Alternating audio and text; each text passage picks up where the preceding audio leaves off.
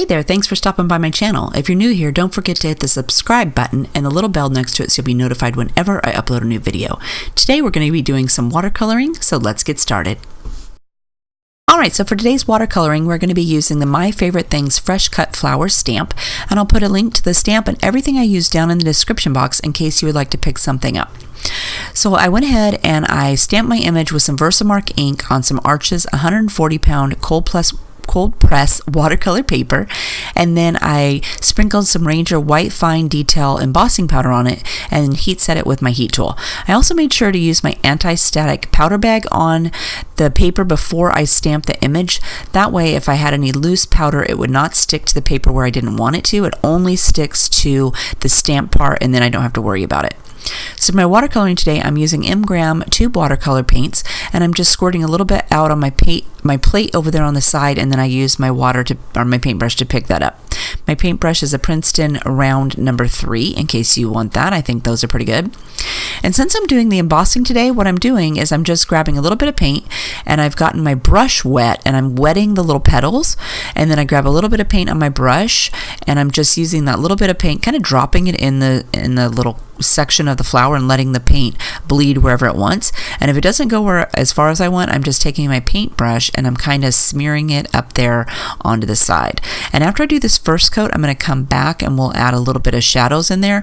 But that's pretty much what I'm doing for all the petals, just to color them all in, is getting my brush wet, kind of really saturating those petals with the color and filling them in. I'm not being too technical or anything like that. This is pretty easy with the embossing on there. It pretty much keeps everything in line. As long as you don't go on the other side where you don't want it, it's all going to stay exactly where you put it. It just kind of pools in the middle of your embossing lines and then stays there.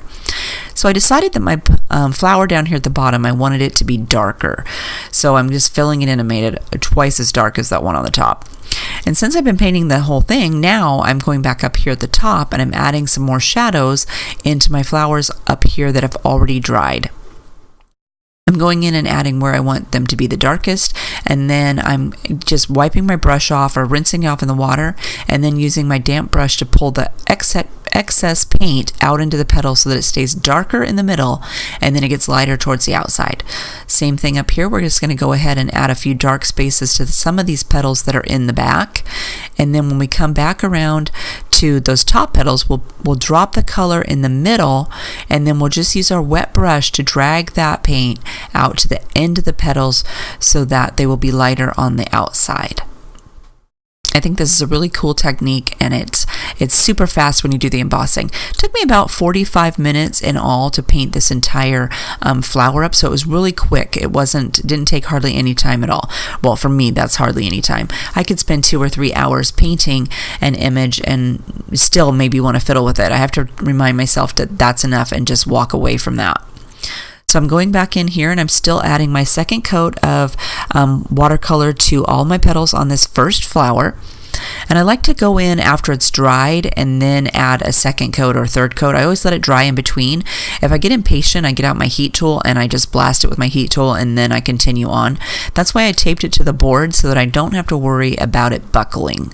When I peel the tape off after it's dried, it will still be flat. Occasionally, if I get it really, really wet, it will bend a little bit, but if you have it taped down, in my experience, it doesn't bend or buckle up quite as much. And if you let it dry completely before you remove the tape, then you have less of that buckling on there. And sometimes I get my images pretty wet, so I just haven't had any problems with that. And especially if you use the Arches paper, I find that this paper, it's a high quality paper, so it doesn't bend and buckle up as much as a cheaper watercolor paper may and when it's doing that. So I'm finishing up. I found out that I had a little flower up there. I made sure to add a first coat on there. And now we're switching to our leaves, and we're going to go ahead and do Sap Green. I'm only using 4 colors today, so we're trying to keep it pretty simple so I can whip this painting out and then put it together on a card. So I'm just going in there and I'm adding my Sap Green where I want it to be darkest. Then I rinse my brush off, dab it on my paper towel, and use my damp brush to pull that excess paint out where I want it to go onto my leaf. So it's lighter on the outside edges of my leaves. There's also a really big leaf up there, right, that comes down right here. So again, I put my dark paint down on the edge, and then I'm just using my damp brush to pull that over to that right-hand side so it stays light there on the edges. Then now that my flower has dried, I'm going back with my third, well, that's my second coat for that little flower. This is my third coat that I'm adding to the flower up there at the top. And again, you put the dark paint where you want it to be the darkest, and then you spread it out. Here my leaves have dried, so I'm going to go ahead and add a second coat for my leaves, because after it dries, it's pretty light. I'm not that heavy-handed with it, so for me, I find I have to add more and more layers. I remembered to go ahead and paint the center of my flower today. Last time I painted it, I completely forgot about it. But today I made sure to put a little bit of that Naples Yellow in there so that it'd have a flower or a cinder color on there. So now I'm going to go ahead and go around the entire outside of my image.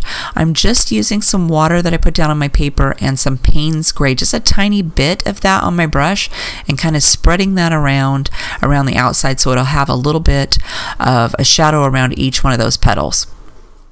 And some of the places down there, I noticed that it's drying kind of funky. I didn't use as much water there on the right, so you can see how I have a line there.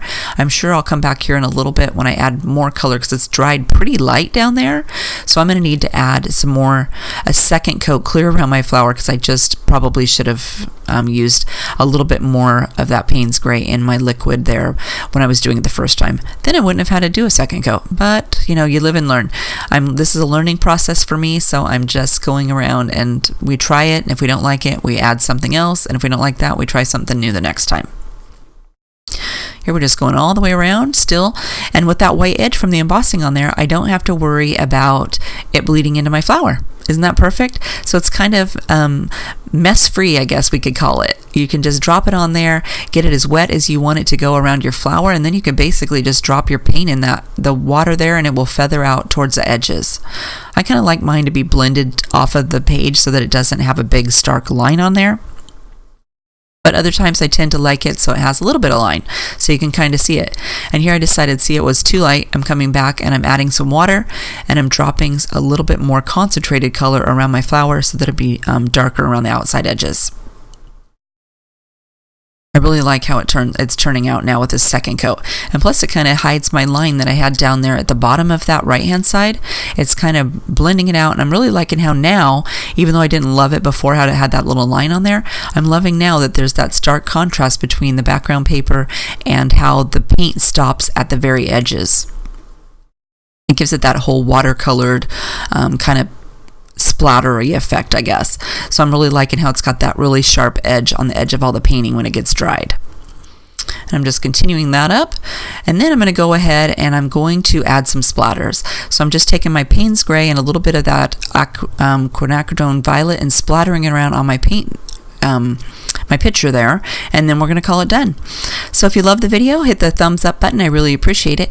If you'd like to see more close-up pictures or the finished card, head over to the store blog, and I'll put a link down in the description box. And you should be seeing a screen right about now that shows you a couple more videos you might be interested in. If you are, just click on either one and it will take you straight there. Otherwise, I hope you're having a fabulous day, and I'll see you next time. Bye-bye.